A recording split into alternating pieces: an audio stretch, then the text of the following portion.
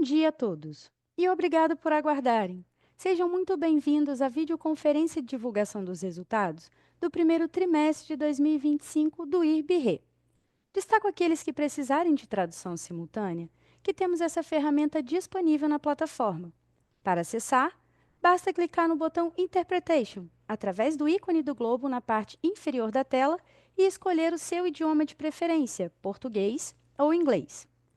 Para aqueles ouvindo a videoconferência em inglês, há a opção de mutar o áudio original em português, clicando em Mute Original Áudio. Informamos que esta videoconferência está sendo gravada e será disponibilizada no site de RI da companhia, www.ibre.com, onde se encontra disponível o material completo da nossa divulgação de resultados. É possível fazer o download da apresentação também no ícone de chat, inclusive em inglês. Durante a apresentação da companhia, todos os participantes estarão com o microfone desabilitado. Em seguida, daremos início à sessão de perguntas e respostas.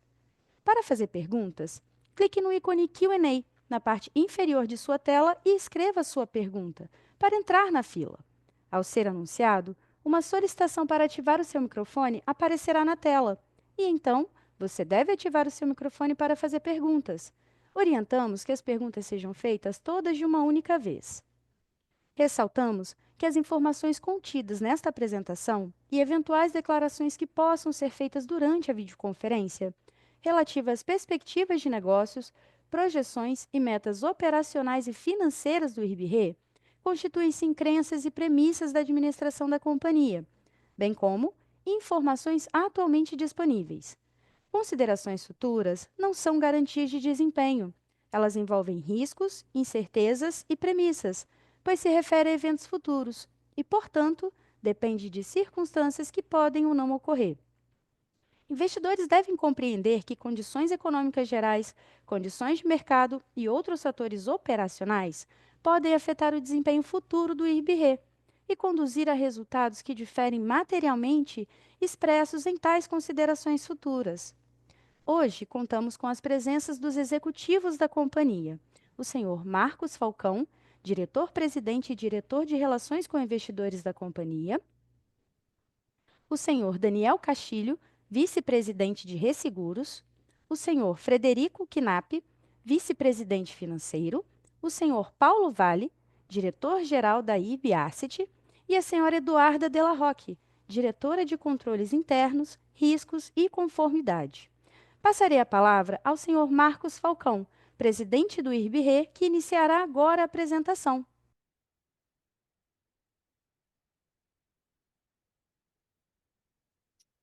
Bom dia a todos. Muito obrigado pela atenção de vocês e mais uma oportunidade de falar sobre o nosso negócio. Lembro que, a partir desse call, contamos com a participação do Fred, nosso CFO, na apresentação.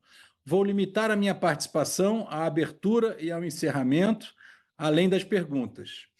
Um ano atrás, estávamos nesse call com um grande desafio, que eram as enchentes que estavam acontecendo no Rio Grande do Sul. Foi um momento duro, mas importante, pois saímos fortalecidos, porém frustrados pelo gap de proteção que observamos, onde menos de 10% da perda econômica estava segurada. Convido a vocês para fazer a leitura do primeiro relatório do IRB-PID, que fizemos uma pesquisa bem detalhada sobre as inundações no Rio Grande do Sul, englobando os aspectos de geologia, hidrografia, climatologia e as perdas no local. O relatório está disponível no nosso site.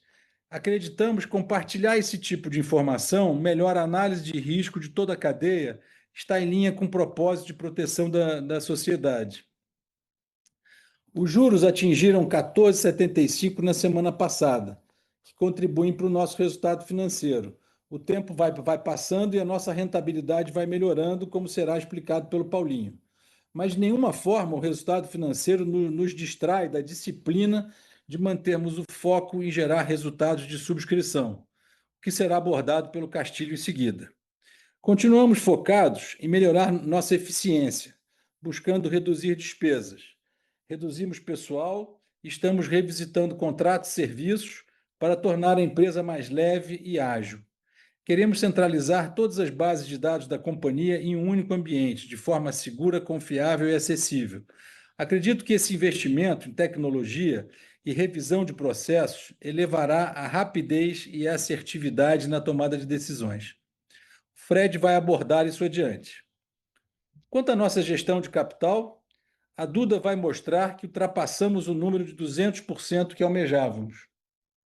Tivemos sinistros vultuosos, como noticiados na imprensa, que fazem parte do nosso negócio, que sabemos que é volátil. Por isso, chamo a atenção que a visão de um trimestre é míope e olhamos os acumulados dos últimos 12 meses. Vocês vão ver, e é importante que vamos insistir em apresentar os ramos de vida e não vida separados, pois são negócios muito diferentes. E após a limpeza da carteira de vida, vamos voltar a tratar desse segmento de forma diferente do que foi feito no passado, focando em rentabilidade, mas com muita cautela, pois, ao contrário do ramo não vida, a cauda é longa. Agora vou passar para o Castilho. Obrigado. Obrigado, Falcão. Bom dia a todos. Nesse próximo slide, apresentamos indicadores separando a visão vida e não vida. Na parte superior esquerda, registramos um trimestre com lucro líquido não vida de 135 milhões, superior ao trimestre anterior, que foi de 74 milhões. No ramo de vida, o resultado foi negativo, uma vez que o cancelamento de um contrato no ano passado não gerou mais prêmio, mas ainda recebemos sinistros. Na parte inferior do quadro, no lado esquerdo, podemos observar que o prêmio de 974 milhões é superior ao trimestre anterior e inferior ao mesmo período do ano passado. A razão desta redução de prêmio é devido a dois motivos. Um, o deslocamento de vigência de contratos relevantes do primeiro para o segundo trimestre do ano, o que quer dizer que esse prêmio deve se registrar no decorrer do ano. E dois, esperávamos uma melhor produção no negócio de agro, que devido a condições do mercado não se concretizou. Na parte superior direita do slide, podemos ver um resultado de subscrição inferior ao trimestre anterior. Neste trimestre, registramos a ocorrência de um grande sinistro numa fábrica de lubrificantes, afetando tanto danos materiais como lucros cessantes. Acho importante mencionar que, apesar de termos um sinistro com nossa participação acima de 200 milhões de reais, registramos um trimestre com lucro líquido de 119 milhões. Na parte inferior direita, registramos um índice combinado de 161% em vida pelas razões que descrevemos antes. É um índice combinado em não vida de 98%. No próximo slide, eu gostaria de falar do perfil da nossa carteira. Neste trimestre, como comentamos no call de resultado anterior, em lugar de abrir o portfólio em relação ao prêmio emitido, decidimos continuar utilizando o prêmio retido. A redução do prêmio retido foi comentada no slide anterior, sendo o deslocamento de vigência de contratos relevantes do primeiro para o segundo trimestre, que será registrado durante o decorrer do ano, e o fato de esperarmos uma melhor produção no negócio de agro. A redução de prêmio em vida é devida ao cancelamento já mencionado de uma grande conta de vida que decidimos não renovar por não ser rentável. Indo agora para a distribuição geográfica, continuamos com foco em Brasil. Neste trimestre, 62% dos prêmios retidos. Estados Unidos e Europa representaram no trimestre 29% da nossa carteira.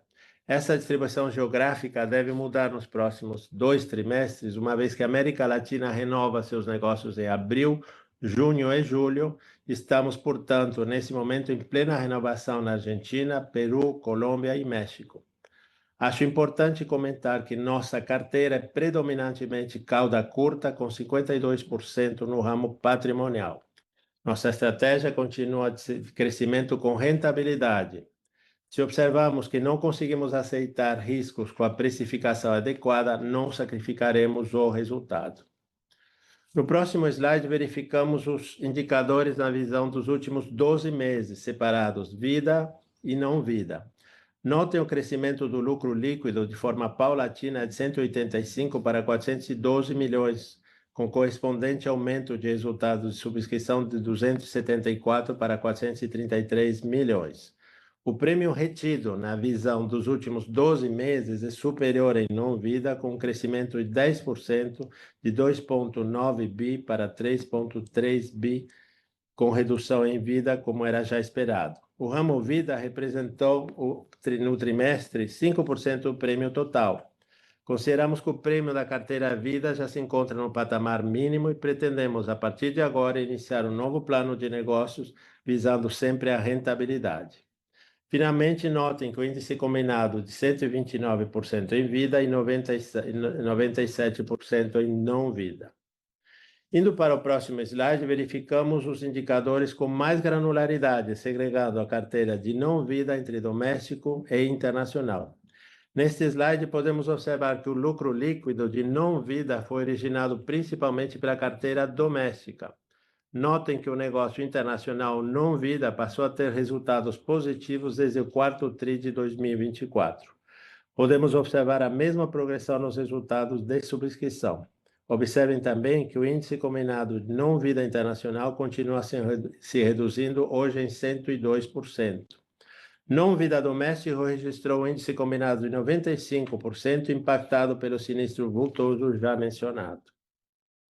No próximo slide, temos a segregação de vida e não vida pelos dois indicadores centrais do cálculo de índice combinado, o índice de sinistralidade e o índice de comissionamento. Quando olhamos o índice de sinistralidade, verificamos que não vida vem se comportando de forma estável, num patamar esperado hoje de 61%. A parte de vida teve um comportamento mais volátil, principalmente pelo cancelamento do contrato de vida já mencionado. O índice de comissionamento se mantém constante não vida e apresenta estável em vida desde o terceiro TRI de 2024. Passo a palavra ao Fred. Bom dia a todos, é um prazer estar aqui com vocês. Meu nome é Fred Knapp e é com grande entusiasmo que participo hoje do meu primeiro call de resultados como CFO do IRB. Assumir essa função na maior resseguradora nacional e com a relevância da nossa companhia é, sem dúvida, um marco na minha trajetória profissional. Eu chego com a responsabilidade de dar continuidade ao trabalho sólido já realizado e que foi acumulado pelo nosso CEO, Marcos Falcão, mas trago também o compromisso de agregar uma visão estratégica voltada para eficiência, transparência e geração de valor para os nossos acionistas. Neste primeiro trimestre, minha prioridade foi conhecer nossas operações, processos e, sobretudo, o nosso time, que tem demonstrado excelência técnica e grande comprometimento com os objetivos da companhia. Sobre os resultados do trimestre, destaco alguns pontos importantes. Assim como destacado pelo Castilho, a disciplina técnica na subscrição segue sendo o nosso principal pilar. Estratégia essa que vem demonstrando robustez e foco nos índices de rentabilidade técnica.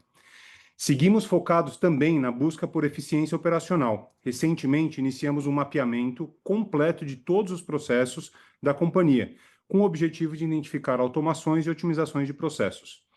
Além disso, iniciamos uma implementação de um Data Lake, que ele visa modernizar e consolidar os dados internos e ampliando a nossa capacidade de tomada de decisões.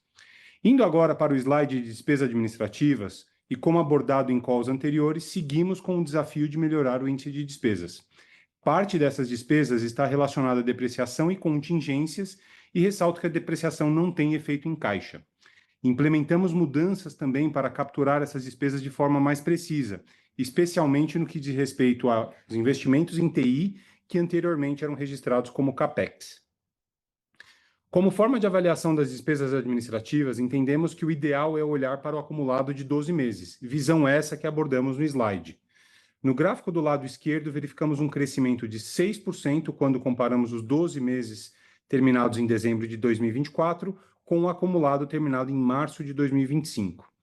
Mas quando comparamos as despesas recorrentes, ou seja, retirando os impactos one-off, observamos que a despesa fica praticamente flat, de 378 para 386 milhões de reais. No primeiro trimestre de 2025, tivemos 3 impactos não recorrentes. O primeiro detrator refere-se ao benefício pós-emprego. Os benefícios pós-emprego consideram benefícios oferecidos pelo IRB ao longo da história, os quais se perpetuam após a aposentadoria do funcionário. O segundo item one-off refere-se a 2 multas recebidas e que representam 21 milhões de reais nos últimos 12 meses. Uma é relativa ao auto de infração pelo não oferecimento de lucro a uma subsidiária no exterior ao fisco e outra relativa a processos administrativos sancionadores do órgão regulador. O terceiro fator são despesas relacionadas ao programa de demissão voluntária mencionado pelo Falcão. Quando olhamos o gráfico de barras à direita, onde temos a evolução das despesas administrativas recorrentes no acumulado de 12 meses, observamos que o índice de despesa administrativa sobre o prêmio ganho encontra-se na faixa de 9% ao longo deste período. Já quando analisamos a despesa administrativa total, esse índice atingiu 11%.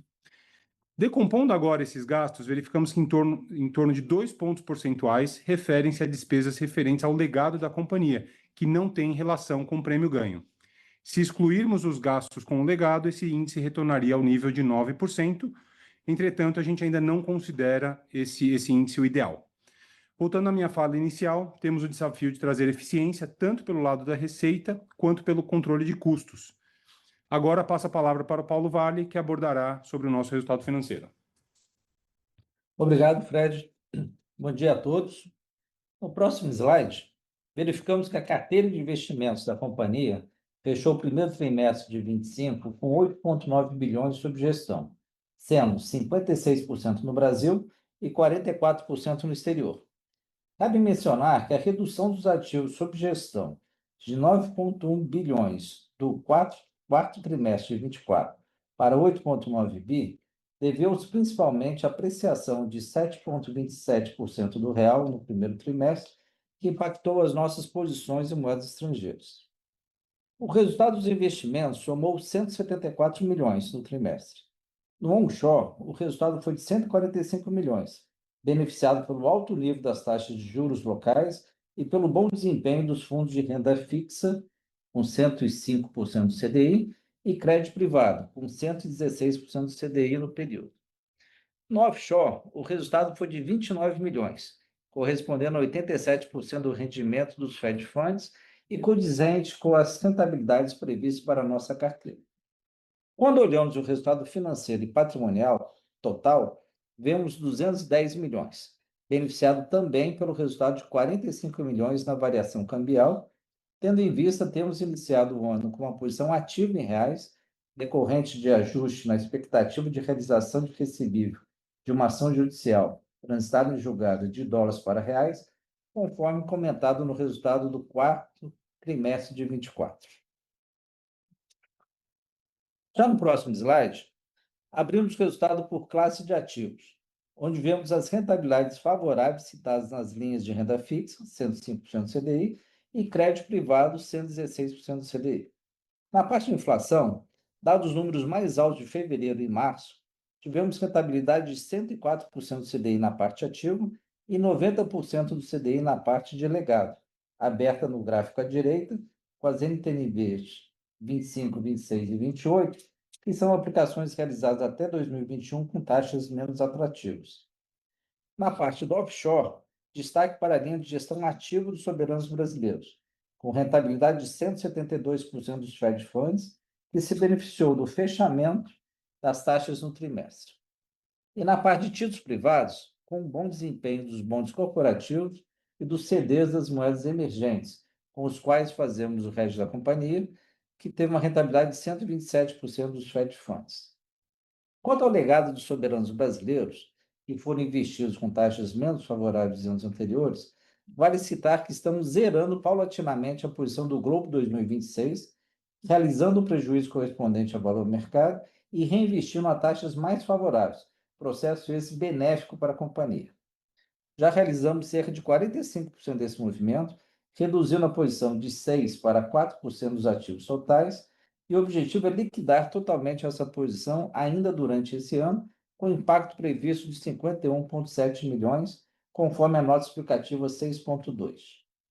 Essa operação impactou negativamente em 17 milhões o resultado financeiro deste trimestre, além dos 24 milhões do quarto trimestre de 2024. No gráfico embaixo à direita, vemos o resultado da carteira de investimento onshore de 102% do CDI, com a taxa de retorno do período de 12,8% anualizado. Os legados onshore ainda representam 11% dos ativos totais, mais 2% referente à NTNB 2025 vence daqui a 2 dias, que representa cerca de 160 milhões. 3% vencerá em 2026 e 6% em 2028. O vencimento da NTNB 2025 será no dia 15 de maio. Agora, passo a palavra para a nossa diretora, Duda Della Rocca. Obrigada, Paulo. Bom dia a todos. Neste primeiro slide, vamos falar do nosso indicador de solvência regulatória, que vem crescendo continuamente.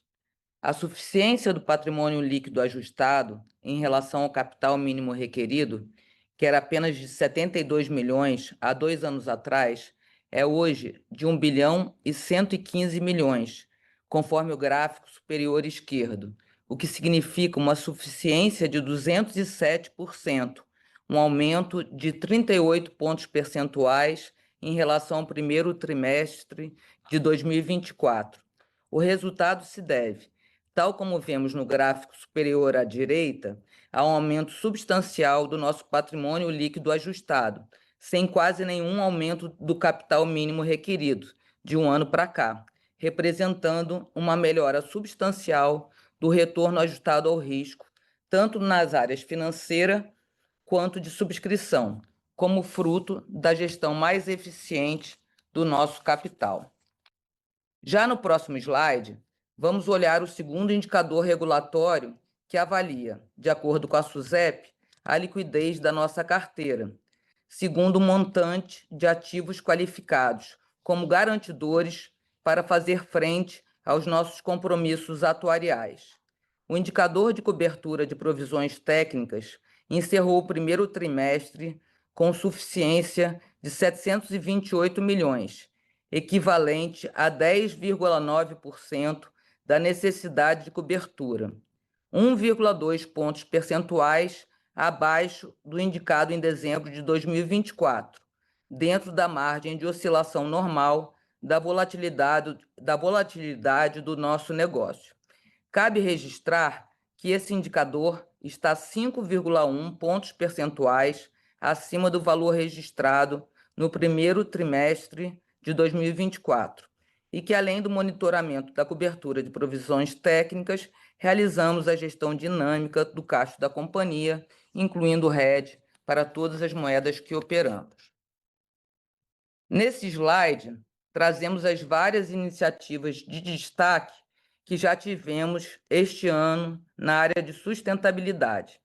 Revisamos a nossa política ESG, que havia sido elaborada em 2022. Estava, portanto, defasada em relação ao benchmark que fizemos comparativamente a stakeholders relevantes. Fizemos nosso primeiro inventário de gases de efeito estufa e nos comprometemos com o Acordo de Paris. Tanto a nossa política ESG quanto o nosso segundo relatório de sustentabilidade, que foi lançado no dia 30 de abril, estão disponíveis no nosso site. Neste slide, eu trago os destaques do relatório de sustentabilidade, começando pela parte de governança, que, dado o nosso histórico, é ainda mais importante para nós.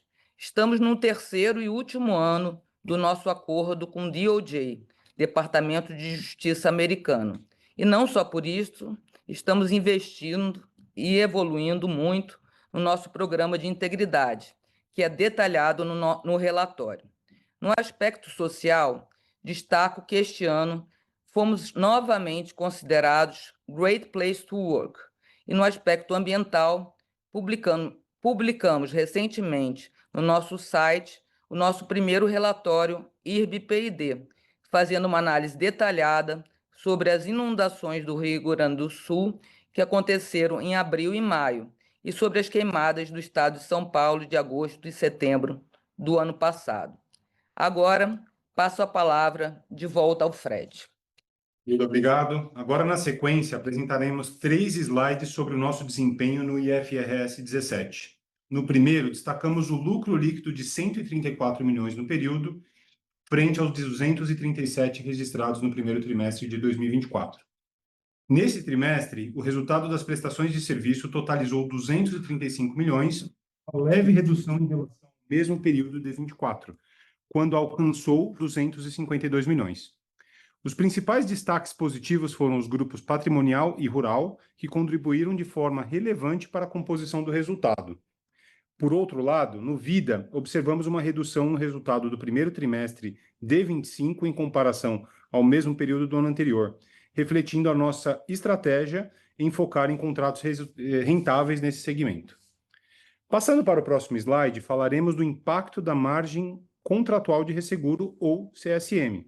Como comentamos em divulgações anteriores, a CSM representa o lucro esperado dos contratos de resseguro que ainda não foi reconhecido no resultado e que será liberado gradualmente conforme entregamos os serviços ao longo do tempo. Esse é um componente-chave do resultado da prestação de serviços de resseguro, medindo a rentabilidade futura dos nossos portfólios.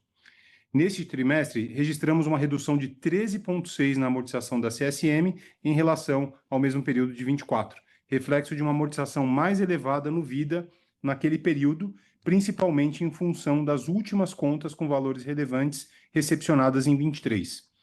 Por outro lado, mesmo com a não renovação dos contratos de vida, os novos negócios subscritos no trimestre apresentaram um crescimento de 21,1% na CSM em relação ao período anterior, evidenciando a consistência e qualidade das decisões de subscrição adotadas pelo IRB, priorizando critérios mínimos de rentabilidade estabelecidos.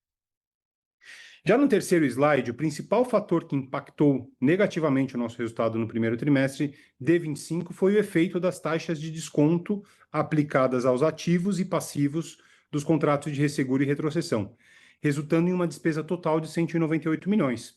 Esse valor reflete o impacto financeiro da redução das taxas futuras projetadas, utilizadas para atualizar os fluxos de caixa descontados desses contratos. No período anterior, esse mesmo efeito contribuiu positivamente com uma receita de 6 milhões, impulsionando por uma reavaliação pontual dos fluxos de caixa relacionados a sinistros já ocorridos. Essa variação evidencia a sensibilidade do resultado financeiro às oscilações nas taxas de juros, especialmente em cenários de alterações significativas no ambiente macroeconômico e nas curvas atuariais, que influenciam expectativas de recebimento e pagamentos operacionais. Agradeço mais uma vez a presença de todos e agora passo a palavra para o Falcão, que trará as suas considerações finais.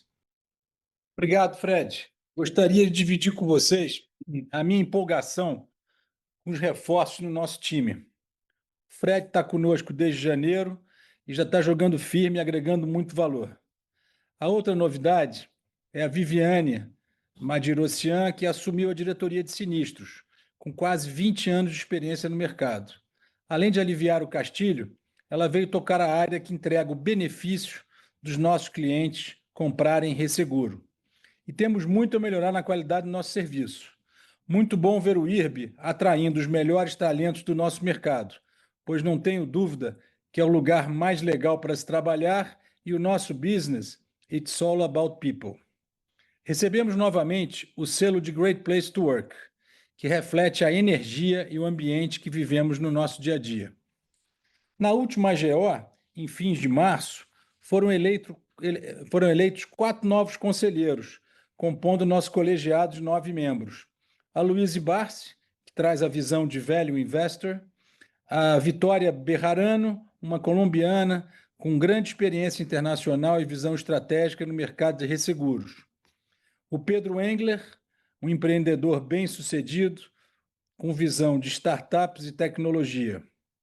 E, por fim, o Otávio Damaso, que, após cumprir a quarentena, se juntará a esse colegiado em julho próximo, trazendo sua experiência de muitos anos como diretor do Banco Central.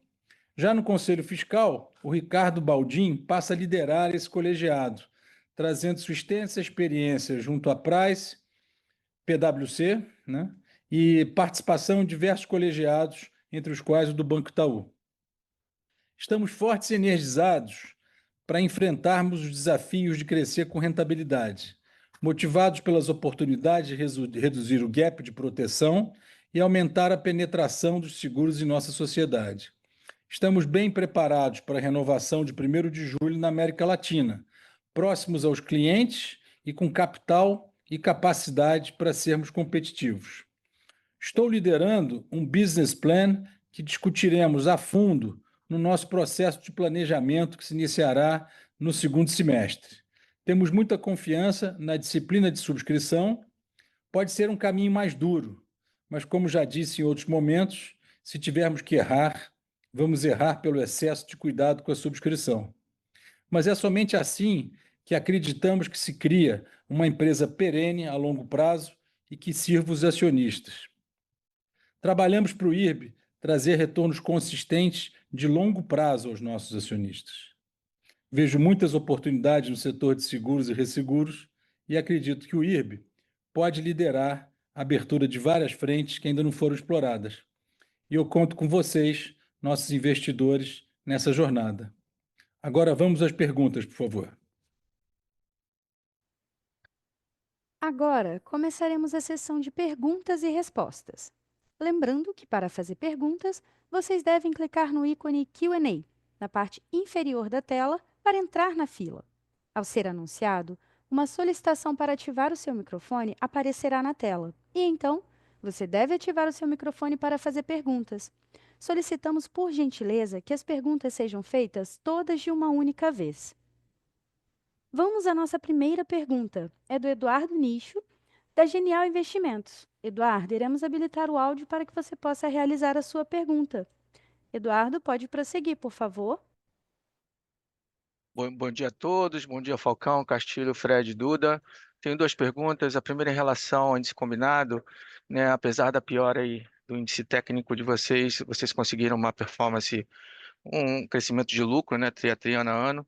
Mas eu queria explorar um pouquinho esse índice combinado, se vocês pudessem quebrar um pouco os detalhes aí de como vocês veem esse índice evoluindo ao longo de 2025, se vocês têm a meta aí de voltar a dar uma performance abaixo de 100%, né? Se vocês pudessem quebrar aí entre sinistralidade, comissionamento, o administrativo que vocês estão fazendo uma melhora, né? E o índice de tributos que aumentou bastante nesse trimestre, eu agradeço, né?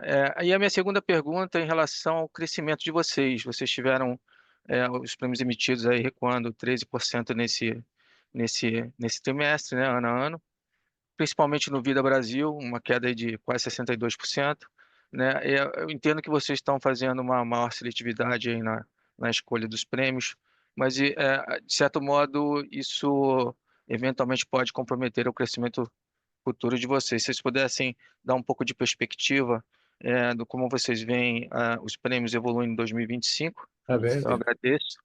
E se você Simba. pudesse falar um pouquinho mais sobre o mercado doméstico, né, que vocês estão tendo um pouco mais de dificuldade de crescer. Muitíssimo obrigado. Bom dia, Eduardo. Obrigado pela pergunta. Aqui é o Daniel Castilho. Tudo bem? Você fez a pergunta do milhão. O índice combinado, eu diria, a seleção de riscos é o maior desafio que nós temos na subscrição.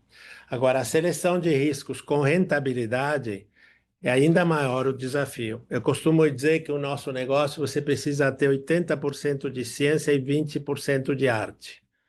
Para isso temos tantos atuários trabalhando com a gente, fazendo tantos cálculos, para ter certeza que a gente tem rentabilidade em nossos negócios. E como você sabe, nós precificamos o nosso negócio a 95% de índice combinado. Por outro lado, eu acho que é um erro a gente olhar só para um trimestre, é melhor olhar para os últimos 12 meses. Num trimestre a gente tem a foto do mês, do trimestre, mas não temos a evolução de tudo. Então, nos 12 meses a gente tem mais o filme do que nós estamos fazendo. Se a gente olhar para os nossos números, que eu falei alguns minutos atrás, o índice combinado de vida está em 129%, ele deve se reduzir na medida que a gente procedeu à limpeza da carteira, e lembre que em vida a gente cancelou um contrato grande o ano passado, o prêmio já não entra mais, mas os sinistros ainda continuam acontecendo, uma vez que a vida, o negócio de vida é um negócio de uma cauda mais longa. Já o negócio não vida está rodando a 97%, e se a gente olhar dividir o negócio não vida em internacional e doméstico, o internacional caiu de 125% o índice combinado para 102% já, ou seja, estamos conseguindo resultados muito melhores no internacional, e o negócio doméstico está rodando a 95% de índice combinado, dentro do esperado, e a gente considera que esses números devem ficar mais estáveis, melhorando o internacional, chegando mais perto do que o índice combinado, tá? Do doméstico. Não podemos esquecer que o índice combinado é uma composição de vários números também. A DA, os gastos administrativos, são também muito importantes. Na medida que a gente consegue reduzir essa DA, o nosso índice combinado melhora. Também não podemos esquecer que a DA é um percentual do prêmio. Na medida que a gente consegue aumentar o prêmio, a DA percentualmente se reduz. Eu volto à pergunta do milhão, que o nosso negócio é um negócio com grande desafio, onde a ciência deve ser o mais importante, tá? Então, não é 50% é ciência, 80% e 20% é arte.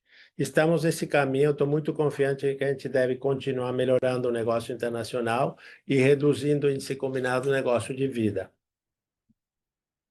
Não sei se eu respondi a sua pergunta. Sim, muito obrigado. Em relação aos prêmios, que perspectiva para 2025? Tá, em relação aos prêmios, nós tivemos uma redução de prêmios no primeiro trimestre, como eu comentei, devido ao deslocamento de vigência de alguns contratos relevantes do primeiro para o segundo trimestre, e a gente deve ver no decorrer do ano esse aumento, esse prêmio sendo gerado no decorrer do ano, tá? Por outro lado, a gente não pode esquecer que o agro é muito importante para a gente e a gente não conseguiu a produção que a gente esperava devido à situação do mercado, tá? Então, o agro realmente nos decepcionou no sentido que a gente pensava produzir muito mais. Por outro lado, a gente tem agora a renovação da América Latina, que está ocorrendo nesse momento, concentrada principalmente em junho e julho, e nós temos boas expectativas quanto ao desenvolvimento desses negócios, sempre com rentabilidade. Perfeito. Para o ano, os senhores entendem que haverá crescimento de prêmios emitidos? Nosso foco, Eduardo, é no retido, tá? Tá, Eu acho que esse é o importante, tá bom? A gente acha que vai crescer sim, agora tem que fazer a conta, que é o Falcão aqui, Nishio. tudo bom? Tem que fazer a conta que a carteira de vida, esse contrato cancelado de vida é em torno de 250 milhões anualizado. Então, esse prêmio comparado com o ano passado já não vai acontecer, tá? Em Eu acho que é não vida, nós importante. tivemos um bom crescimento de prêmio, mas o vida se reduz devido a esse cancelamento de prêmios. Isso. perfeito. Muito obrigado, gente. Agora, o Nishio, só para complementar, o Vida, quando a gente cancela 250 milhões, a gente recupera um monte de resultados, tá? Quer dizer, é um prêmio ótimo de ser cancelado. Estamos felicíssimos de ter cancelado esse prêmio. Tá bom? Obrigado. Obrigado a você. Vamos à nossa próxima pergunta. É do Daniel Vaz, do Safra. Daniel, iremos habilitar o áudio para que você possa realizar a sua pergunta. Daniel, pode prosseguir, por favor? Fala pessoal, bom dia Falcão, bom dia Castilho. Parabéns pela sequência de resultados aí positivos. Então, queria focar num ponto que vocês falaram na apresentação, né, desse foco agora, não foco no vida, né, mas assim, esse volta do foco no vida, como vocês já tinham no passado, e vocês até mencionaram que é uma cauda longa, uma estratégia diferente do que seria no PNC, né? Então, a gente está ouvindo de vocês que tem um contrato cancelado, tem algumas coisas a serem ajustadas. Queria um pouco de timing, assim, para a gente conseguir ver essa parte do vida sendo um crescimento que vai ajudar, né, assim, a parte de prêmios, tanto prêmio emitido quanto retido. Então, entender com vocês o timing disso. E aí, assim, a segunda pergunta mais relacionada a isso é como que é a quebra entre internacional e local para esse apetite, né? Então, onde que está a grande oportunidade aqui para o vida de vocês, e aí ajuda a gente a tentar ajustar algumas alavancas dos nossos modelos aqui. Obrigado. Então, vamos lá, Daniel. O negócio de vida, acho que já chegou a um patamar mínimo de prêmio. Ele não deve decrescer mais do que decresceu, porque a limpeza da carteira já foi realizada. A gente está agora num processo preparando um business plan para desenvolvimento de negócios vida, que deve se refletir em resultados nos próximos 24 meses, tá? A gente acha que existem oportunidades não só no Brasil como na América Latina, mas que a gente tem que olhar com muito cuidado, porque no passado já tivemos algumas surpresas negativas. Dessa vez a gente quer olhar o negócio de vida com muita ciência, muito mais ciência do que era realizado no passado. Então, a gente espera, estamos otimistas e que as oportunidades que a gente está vendo agora venham a ser realizadas nos próximos 24 meses. Legal, e se eu puder fazer outra pergunta, eu queria falar um pouco sobre a geração de caixa de vocês, né? Se a gente vê o capital regulatório de vocês num bom patamar, né? Assim, acho que finalmente a gente está olhando para esse indicador e vendo uma crescente, aí falando que vocês até Daniel, podem né? estar... Oi? Estão me ouvindo? Estamos sim, Daniel, me desculpa. Não, Pode tranquilo. falar. Não. Ok, Caixa. não, continuando na geração de caixa, então eu queria direcionar essa pergunta para, assim, qual que vai ser o direcionamento de vocês, né, nos próximos 12 meses relacionado a isso, dado fortes indicadores de solvência? Daniel, seguinte, eu acho que essa tua pergunta remete, primeiro, à geração de caixa, que é a nossa geração de caixa. Ela não só é ajudada pela projeção de vocês do nosso lucro líquido, também com o crédito tributário, que a gente, né, eu sempre brinco que a gente compara aqui o nosso crédito tributário é que nem milha, né, que a gente paga o imposto com as milhas, né? Então a gente guarda o caixa e paga o imposto com as milhas. Então, a gente sempre gera mais caixa do que o resultado, do que o lucro líquido, né? Agora, obviamente, a gente tem um pagamento de debêntures, né, no final do ano, que a gente vai usar um pedaço desse caixa gerado. Lembrando, a gente ainda tem mais ou menos perto de 600 milhões de reais de dívida, 300 para pagar esse ano, mais ou menos, um pouquinho menos, e 300 para pagar no ano que vem. Então, a gente vai usar o caixa um pedaço para, né, se livrar dessa dívida dívida acima da Selic, a gente não precisa e não é bem-vinda, né? Se bem que essa dívida, quando foi emitida, com a abertura de taxa, ela ficou in the money. Então, a gente está tranquilo em carregar ela, por isso que a gente nem tentou antecipar esse pagamento, tudo, vamos levar ela no fluxo normal dela, mas se a gente fosse emitir dívida hoje, se fosse tentar rolar, era muito mais cara do que a Selic e não faz sentido para a gente. Então, pagamos dívida e aí sim, vencido aí o resultado, o prejuízo acumulado, né, que está em torno de 300 milhões, a gente, se tudo correr bem pela projeção, não só sua, como de vários analistas, né, o nosso lucro líquido esse ano supera esse número. Né? E superando esse número, a gente vai pagar pelo menos o dividendo previsto no estatuto de 25%. Né? Então, isso tudo vai ser deliberado pelo Conselho, pela Assembleia, mas a gente já vai ter a possibilidade de pagar esse dividendo, né? Pagar um dividendo esse ano. Né? Respondi?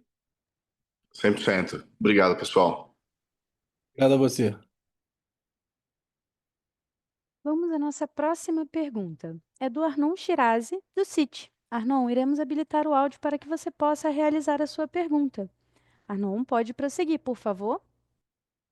Fala pessoal, bom dia. Obrigado pela oportunidade de fazer pergunta. Minha pergunta é ligada à despesa administrativa de vocês. Acho que ficou bem claro em um slide que vocês passaram que o ratio está na casa aí de 11%, e aí um momento depois vocês mencionaram que até a questão de 9% de ratio não seria o ideal. Aí eu gostaria de saber qual é o patamar que vocês veem como ideal e também como essas iniciativas, como tiveram um PDV agora nesse primeiro trimestre também, deve se traduzir em resultados melhores aí no segundo trimestre em diante. Obrigado. Arnon, bom dia, Fred aqui falando, tudo bem? Eu acho que assim, quando a gente olha, né, para o índice de despesa aqui, a gente entende que ele ainda está alto. Tá? Então, assim, mesmo os 9%, a gente acredita que pode ser um pouco mais efetivo esse índice combinado. Claramente, a gente está buscando aqui essa eficiência, tem um denominador e numerador aqui que a gente precisa também, que é o crescimento de prêmio. Então, como bem comentado pelo Castilho, você tem aqui uma função em relação a isso. Quanto mais prêmio, mais a gente consegue fazer essa diluição da despesa administrativa.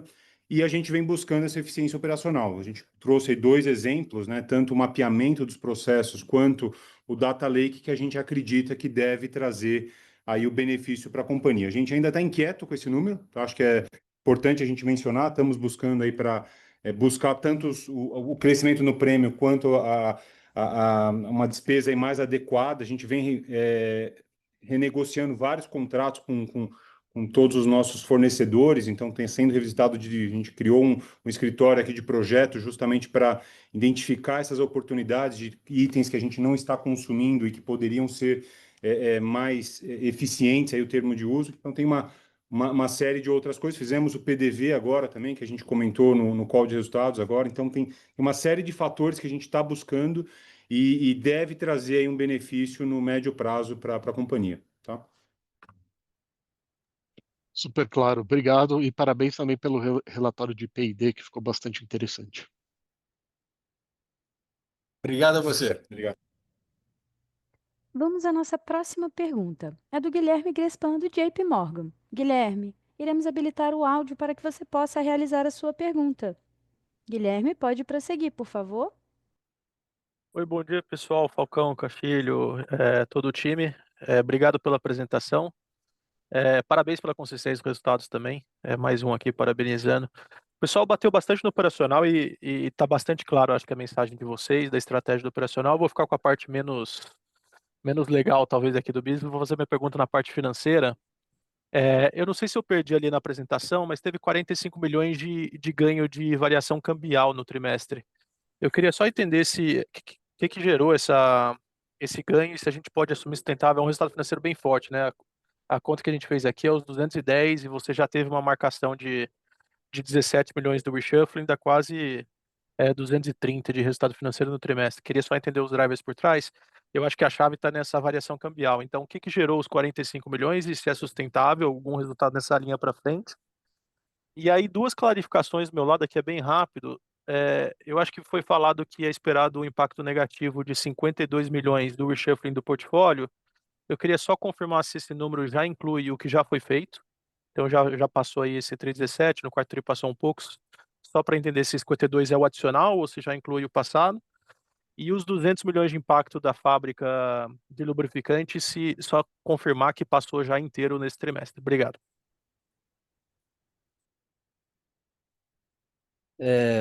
Oi, Guilherme. Paulo Vale que está falando. Obrigado pela pergunta. Então, vamos por partes, né? Primeiro, a questão da variação cambial. Então, no 210 milhões de resultado, 45 milhões veio da variação cambial. O que é variação cambial? A gente terminou o ano passado, e isso foi comentado no resultado do quarto TRI de 2024, a gente terminou com uma posição ativa em reais, devido a uma reclassificação do um recebível judicial, né, que até então era um ativo que a gente tinha em dólares e foi revertido né, alterado pela justiça para real. Então, com isso, a gente começou o ano com uma posição ativa em real e no ano a gente teve no primeiro mês já a gente teve uma apreciação do real de 5,85 e 7,27 no trimestre. Então, essa apreciação do real teve esse impacto positivo de 45 milhões. Quanto ao efeito do Globo 26, que a gente comentou, também na nota explicativa do 4 tri de 24, a gente comentou que a gente tinha um valor a mercado, um passivo a mercado, né, de 77 milhões, tá? A gente até anunciou a nota explicativa, que naquele momento a gente já tinha tido uma realização de prejuízo de 24 milhões em dezembro e começamos com 77 milhões. A gente vem fazendo esse ajuste mensalmente. Esse primeiro trimestre teve 17 milhões de impacto e o resultado caiu de 77, essa perda esperada, né? caiu de 77 milhões para 51,7 milhões. A nossa intenção é zerar ainda esse ano, e se a gente dividir esses 51,7 milhões em 8 parcelas até novembro, vai dar um impacto mensal entre 6 e 7 milhões ao mês. E, além disso, a gente teve uma boa performance dos créditos privados, tivemos também impacto da inflação em fevereiro e março, e também temos uma gestão ativa, principalmente na parcela aqui de excesso de cobertura, a gente vem fazendo uma gestão ativa, buscando o melhor resultado. Super claro, super detalhado, obrigado. Vamos à nossa próxima pergunta. É do Tiago Paura, do BTG Pactual. Tiago, iremos habilitar o áudio para que você possa realizar a sua pergunta. Tiago, pode prosseguir, por favor. Oi, pessoal, bom dia. Bom dia, Falcão, Castilho, Fred. Prazer falar com vocês aqui. Aqui é um follow-up no crescimento de prêmio que o Nishio comentou no início do call, no início do Q&A. Vocês deram um disclosure bem legal, né, de grande parte das renovações que foram feitas no primeiro TRI, né, referente ao portfólio doméstico, né, com índice combinado até abaixo ali do que vocês estavam na cabeça guiando, né, entre aspas, o mercado. E agora a gente está no meio ali das renovações de Latam, né? E aí, aqui são duas perguntas em uma, né? O que que vocês já estão vendo, né, com relação a essa dinâmica de preço, né, desse portfólio especificamente?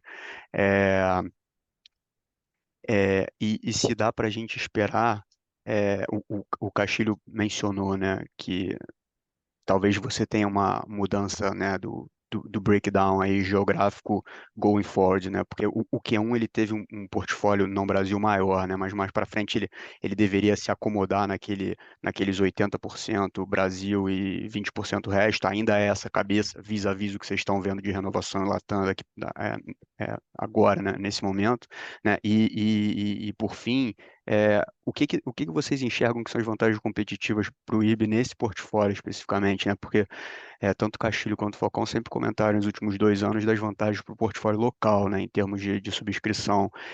E é muito claro para a gente aqui, né? Como cidadão brasileiro, entender essas vantagens, né? Quando o IRB está buscando maior competitividade aqui no país. Mas olhando para fora, né? Especialmente Latam, o que vocês enxergam aí de itens mais cruciais que fazem com que vocês sejam tão competitivos nesse portfólio também?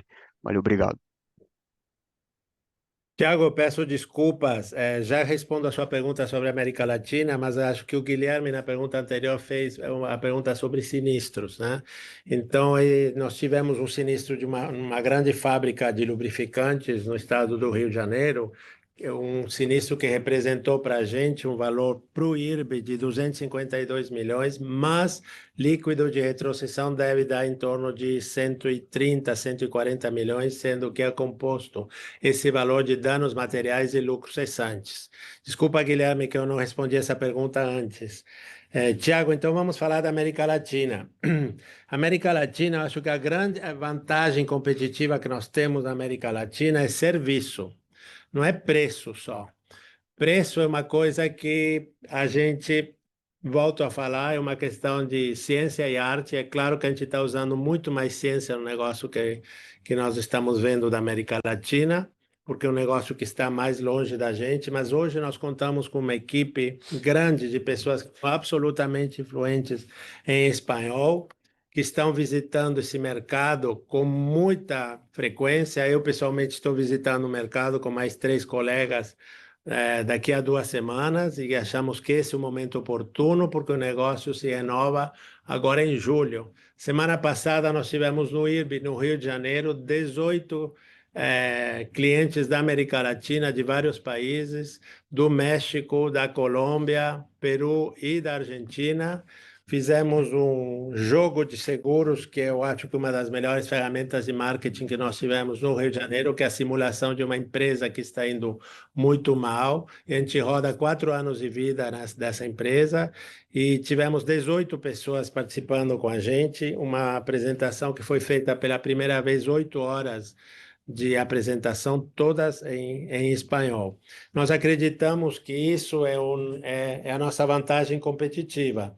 Nós vamos estar muito presentes aos clientes da América Latina, trazendo toda a nossa experiência do Brasil e falando espanhol. O projeto é que continuemos sempre nos 70% negócios dentro do Brasil e 30% dentro da América Latina. O mercado da América Latina, eu não diria que ele está hard, tá? Que ele está duro, é um mercado que está brando, mas aí cabe a gente a seleção de riscos com rentabilidade, como eu falei antes, usando mais ciência que arte. Excelente, Castilho, obrigado. A sessão de perguntas e respostas está encerrada. E agora gostaríamos de voltar a palavra ao senhor Marcos Falcão para as considerações finais da companhia. Obrigado a todos aí. Chegamos ao fim de mais um call. Com muita expectativa para o próximo call. Acho que o call do segundo tri para a gente é sempre o que a gente tem uma visibilidade maior do ano, sempre melhor para a gente dividir com vocês e tirar os efeitos de um trimestre e a gente ir educando, a gente olhar o IRB como dois business separados, vida e não vida, e olhar o IRB não como um trimestre, mas como um filme que a gente sempre olha aqui dentro, assim que a gente gere a companhia e as carteiras, com 12 meses acumulados. Quero só tocar um ponto, teve algumas perguntas que não foram endereçadas especificamente, que eu queria responder. A principal delas foi por que nós cancelamos ações em tesouraria. Eu acho que essa pergunta é uma resposta regulatória. A gente precisa cancelar as ações em tesouraria por uma questão regulatória. Então, não é uma decisão nossa, é uma imposição regulatória. Tá? Então, com isso aqui, eu encerro, agradeço a todos e vamos continuar aqui com os nossos desafios, né? Crescer prêmio, né? Com rentabilidade, como diz o nosso guru Castilho aqui sempre. O Fred, nosso xerife das despesas, agora está empenhadíssimo aqui em a gente. Espero que o Castilho cresça prêmio para ajudar o Fred a ter um ratio melhor, mas ele vai estar trabalhando no numerador aqui para diminuir as despesas também. E a gente inicia agora, eu reitero, um processo muito interessante de um business plan de 3 anos para focar nesse crescimento, lembrando que a gente, no início do ano, declarou o fim do turnaround. Então, a empresa agora olha para frente com farol alto e muito animado com o time que a gente tem para conquistar aí, esses retornos consistentes e a empresa perene. Obrigado a todos, um abraço. Encerramos a videoconferência de divulgação dos resultados do primeiro trimestre de 2025 do IBRE. O Departamento de Relações com Investidores está à disposição para responder as demais dúvidas e questões. Muito obrigada aos participantes e tenham uma boa tarde.